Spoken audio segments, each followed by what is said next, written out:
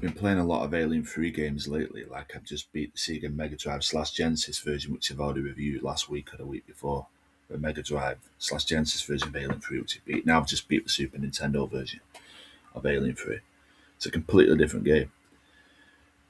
You control the same character Ridley, but the game's completely different. This is like a long RPG. Like it takes 6 levels, but it takes about 30 minutes to beat each level, assuming you know where you're going. If you don't know where you're going, it's maze like. It would take 2 hours to beat each level.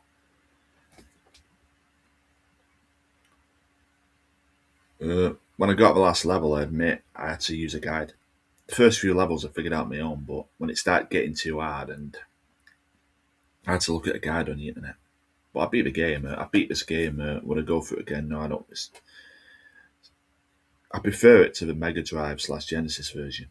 I think it's better, but I won't go through this again. It's like the Mega Drive slash Genesis version. Once you beat it, there's nothing left to do. It's the same with this game, unfortunately.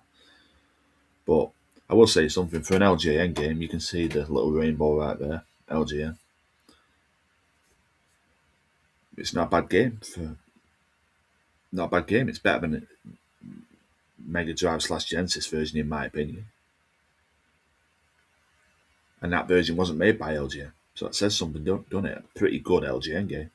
It's not good enough to play again, but it's not bad. It's a pretty fun LGN game. But part of this game is, unlike the last one where there's a time limit, you got to rescue prisoners. This one is no time limit, thank God. But it takes a while to beat each level. If there was a time limit in this game, no one would beat it, would they? Because you can't even speedrunners. This game, each game level takes about half an hour to beat. You can't speedrun it and beat it in like 5 minutes. It's impossible. So even the longest speedrun, if they did it, it'd take them at least over an hour to beat. I've seen, before I beat the game, I've seen long plays of people beating it 3.5 hours to beat it 4 hours, assuming you know what you're doing. That is.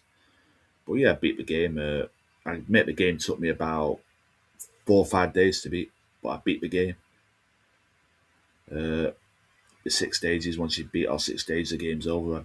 So I beat the game. Would I go for it again? No. It's a good game, but I beat the game. I won't go for it again. But that's my opinion. A lot of people may think this game's replay value and may want to play it again. But me, I won't go through the game again. I beat this game. I have no intention of going through it again, but it is better than the Mega Drive version, in my opinion. It's certainly better than the NES version, even though I've not played that version yet. I'm told it's virtually the same as the Mega Drive version, so this version is going to be better. But yeah, I give this game just above average, really, 6 out of 10. And quickly, the gameplay of this game is you've got same as the first game, rescue prisoners, but you've got to do other missions too. Unlike the first game, unlike the Mega Drive version of Alien 3, it's just, sorry about that, just banged on the table.